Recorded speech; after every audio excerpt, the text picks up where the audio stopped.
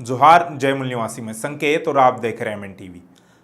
आज प्रधानमंत्री नरेंद्र मोदी का संसद में यानी राज्यसभा में भाषण हुआ। वह भाषण राष्ट्रपति के अभिभाषण का आभार व्यक्त करने के लिए था।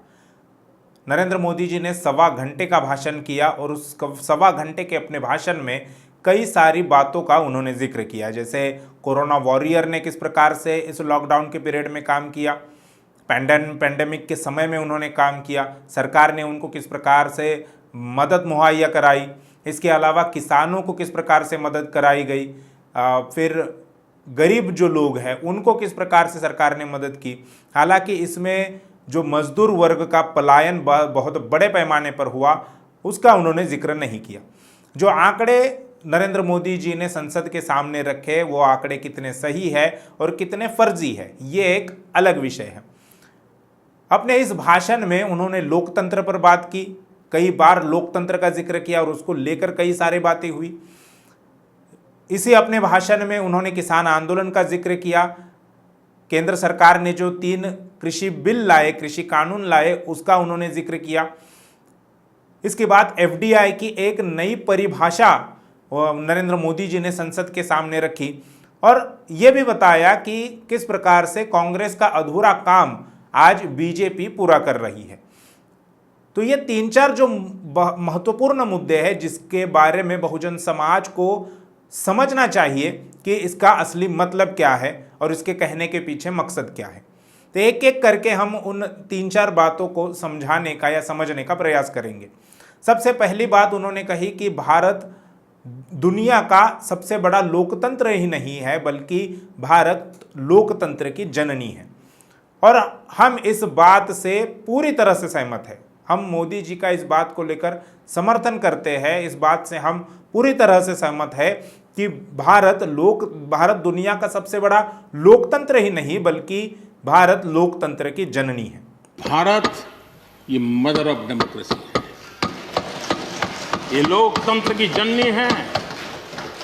हम सिर्फ बड़ा लोकतंत्र है ऐसा नहीं है, लेकिन यहां पर एक समझने वाली बात यह है कि वह लोकतंत्र, जो लोकतंत्र भारत ने दुनिया को दिया है, उस लोकतंत्र को निर्माण करने का काम आज मोदी जी जिस विचारधारा के वाहक है यानी ब्राह्मणवाद की विचारधारा के वाहक है, उस ब्राह्मणवाद की विचारधारा ने वह लोकतंत्र नहीं दिया है।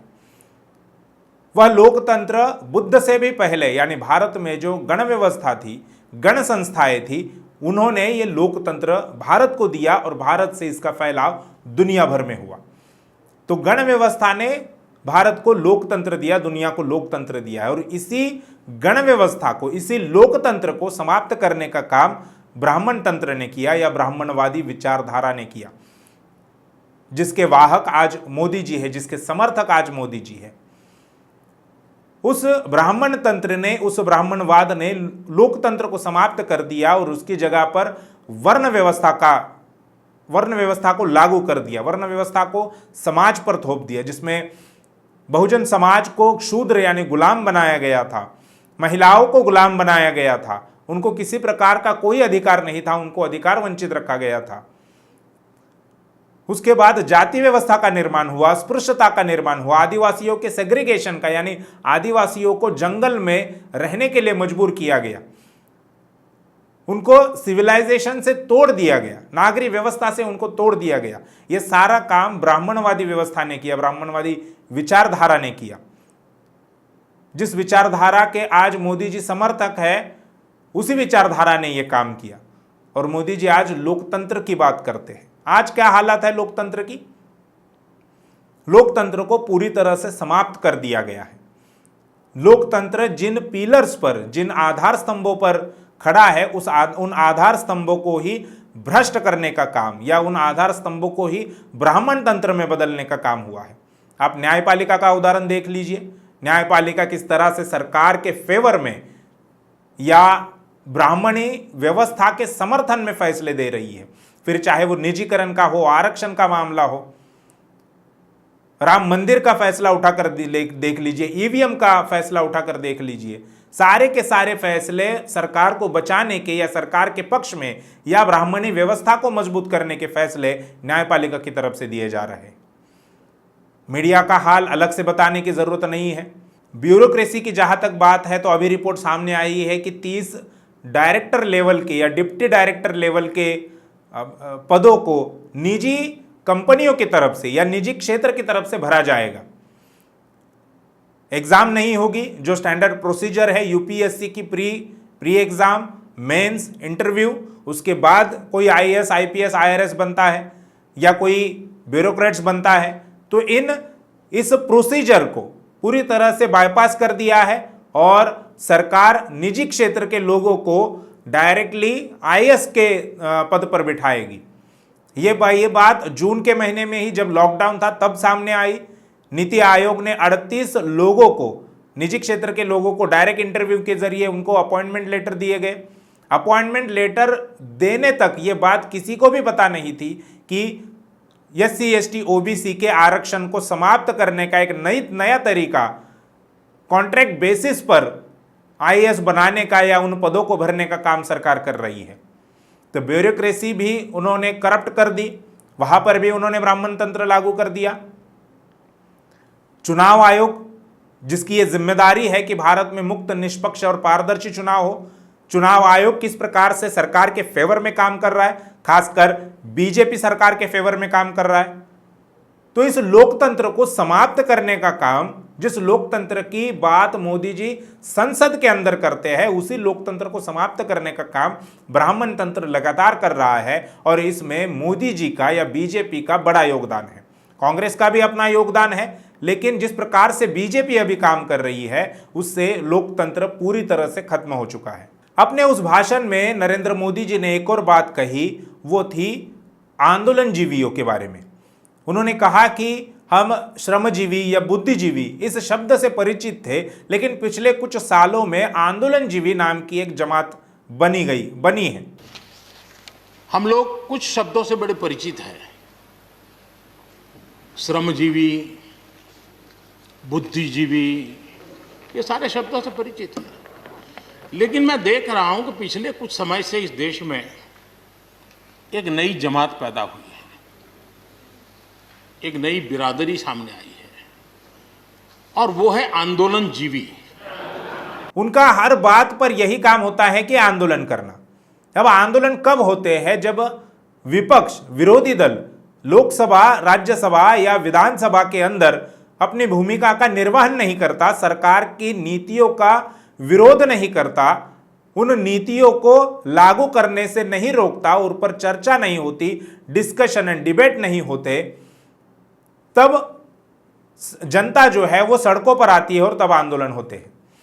यानी जब विपक्ष अपनी भूमिका का निर्वहन करने में नालायक साबित होता है तब जनता आंदोलन करती है, रास्ते पर उतरती है।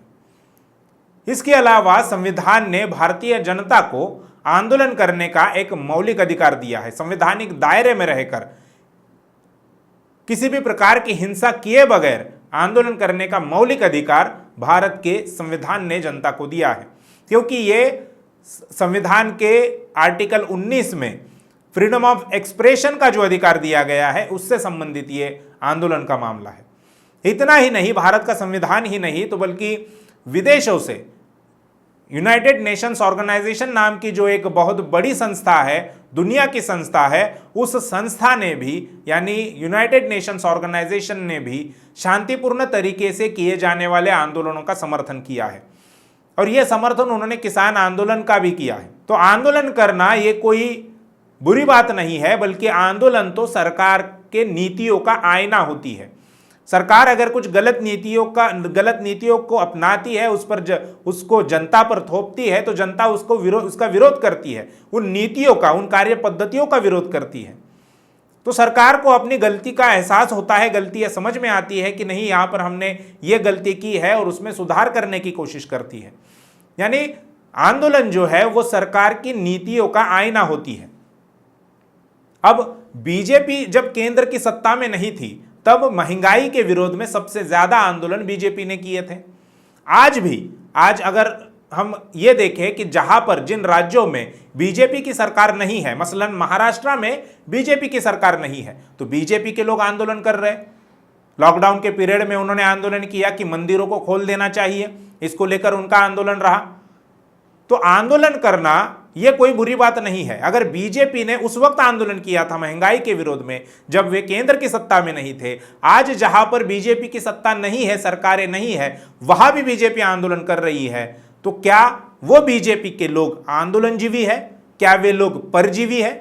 यह सवाल नरेंद्र मोदी जी ने पहले खुद को पूछना चाहिए था, उसके बाद आंदोलन के बारे में इतनी गलत टिप्पणी करनी चाहिए थी। अभी संसद के अंदर मोदी जी ने एफडीआई की नई परिभाषा बताई। वो परिभाषा यह है कि फॉरेन डिस्ट्रक्टिव आइडियोलॉजी। लेकिन मैं देख रहा हूं इन दिनों एक नया एफडीआई मैदान में आया है। ये नए एफडीआई से देश को बचाना है। एफडीआई चाहिए, फॉरेन डायरेक्ट इन्वेस्टमेंट, लेकिन ये जो नया एफडीआई नजर का आ रहा है, ये नए एफडीआई से जरूर बचना होगा। और ये नया एफडीआई है foreign destructive ideology, foreign destructive ideology. यानी बाहर से अंतर्राष्ट्रीय स्तर पर किसान आंदोलन को जो समर्थन मिल रहा है, रिहाना के एक ट्वीट के बाद पूरी सरकार हिल गई। सरकार ने अपने समर्थन में बॉलीवुड सितारों को लाया, उनसे बात नहीं बनी तो उन्होंने क्रिकेटर्स को लाया। सचिन तेंदुलकर जैसे क्रिकेटर ने भी सरकार का पक्ष लेते हुए अंतर्राष्ट्रीय स्तर पर जो किसान आंदोलन को समर्थन मिल रहा है उसका विरोध करने का काम किया। और इसको लेकर सचिन तेंदुलकर बहुत ट्रोल भी हुए। लोगों ने यह भी लिखा कि जो क्रिकेट का गॉड था, एक समय में क्रिकेट का जो गॉड था, वो आज बीजेपी का डॉग बन गया है। यहां तक की बात सोशल मीडिया पर लोगों ने लिखी है। तो सरकार का समर्थन करने के लिए सरकार के पक्ष में पहले बॉलीवुड के सितारों को लाया, उनसे बात नहीं बनी तो क्रिकेटर्स को मैदान में लाने का काम किया। और यह बात संसद तक पहुंच गई और संसद में नरेंद्र मोदी जी ने कहा कि एफडीआई यानी फॉरेन डिस्ट्रक्टिव आइडियोलॉजी है। आरएसएस पर कई सारे देशों में बैन लगा है, या कई सारे देश ये मानते हैं कि आरएसएस एक आतंकवादी संगठन है। भारत में आतंकवाद फैलाने में, बम धमाके करने में अभिनव भारत का उदाहरण हमारे सामने है। प्रज्ञा सिंह ठाकुर है, कर्नल पुरोहित है, दयानंद पांडे है, ये सारे आरएसएस से संबंधित लोग हैं। तो अंतर्राष्ट्रीय स्तर पर आरएसएस की एक छवि बनी है कि ये आतंकवादी या टेररिस्ट ऑर्गेनाइजेशन है। उन पर यह भी आरोप लगे या उनकी एक पॉलिसी रही है कि वो जर्मनी के हिटलर के विचारधारा पर चलते हैं, वो फैसिज्म की विचारधारा पर चलते हैं, वो नाजी की विचारधारा पर चलते हैं। और आरएसएस पर बैन लगाने की भी बात कई सारे अंतर्राष्ट्रीय मंच पर उठी है। तो जब अंतर्राष्ट्रीय स्तर पर आपकी ये इमेज बनी है, तब आप दूसरे लोगों को कह रहे हैं कि ये फॉरेन डिस्ट्रक्टिव आइडियोलॉजी है। और जब अमेरिका से समर्थन मिलने की बात हो, जैसे नमस्ते ट्रम्प नाम का एक कार्यक्रम किया, या वहां पर जाकर अमेरिका में जाकर हाउडी मोदी करने का जो काम हुआ, वो उनके आंतरिक मामलों में दखल देने जैसा नहीं था। अमेरिका के चुनाव में दखल देने का काम मोदी जी ने किया और वही मोदी जी कह रहे हैं कि ये एफडीआई यानी फॉरेन डिस्ट्रक्टिव आइडियोलॉजी है। आखिरी बात जो मोदी जी ने, यानी बहुत सारी बातें कही, लेकिन हमारे आज के जो चर्चा का विषय है वो आखिरी बात इसमें यह है कि मोदी जी ने कहा कि कांग्रेस जो काम नहीं कर पाई वो काम हम पूरा कर रहे हैं और इसके लिए कांग्रेस ने हम पर गर्व महसूस करना चाहिए, यानी कांग्रेस ने बीजेपी पर गर्व महसूस करना चाहिए। और मुझे आप लोगों को गर्व होना चाहिए कि देखिए मनमोहन सिंह जी ने कहा था वो मोदी को करना पड़ रहा है, गर्व कीजिए। आमतौर पर बहुजन समाज के लोग ये मानते हैं कि कांग्रेस अलग है और बीजेपी अलग है, लेकिन आज संसद के अंदर मोदी जी ने ही खुद कहा कि कांग्रेस का अधूरा कार्य बीजेपी पूरा कर रही है और इसके लिए कांग्रेस के लोगों ने उन पर गर्व करना चाहिए, उनका आभार व्यक्त करना चाहिए। बहुजनों के अधिकारों को समाप्त करने की बात ले लीजिए, दोनों की एक ही पॉलिसी है। आरक्षण की बात ले लीजिए, दोनों की एक ही पॉलिसी है। ईवीएम की बात ले लीजिए, दोनों का एक ही पर्पज है। निजीकरण है, भूमंडलीकरण है, या जिसे लिबरलाइजेशन है, उदारीकरण है, ये भी इन सभी आर्थिक नीति के बारे में या बहुजन समाज के सत्यानाश के बारे में दोनों की एक ही पॉलिसी है और ये बात खुद मोदी जी ने भी कबूल कर ली। तो हो सकता है कि इसके बाद बहुजन समाज के लोग समझे और बखूबी से इस बात को समझे कि इन दोनों पार्टियों में किसी प्रकार का कोई अंतर नहीं है। नीतियों के बारे में वो बहुजन समाज को लेकर एक ही नीति रखते हैं, इसमें किसी प्रकार का कोई अंतर नहीं है। तो ये मोदी जी के भाषण के कुछ महत्वपूर्ण 2-4 मुद्दों पर आज हमने चर्चा की है। इस पर आपका क्या कहना है, क्या सोचना है, आप इन मुद्दों को किस प्रकार से सोचते हैं? हमसे अगर अलग राय रखते हैं, हमारी बात से सहमत भी नहीं है, तो भी हमें कमेंट बॉक्स में ज़रूर लिखकर बताइए और ये वीडियो ज़्यादा से ज़्यादा लोगों तक शेयर कीजिए ताकि इस पर ज़्यादा से ज़्यादा चर्चा हो। शुक्रिया।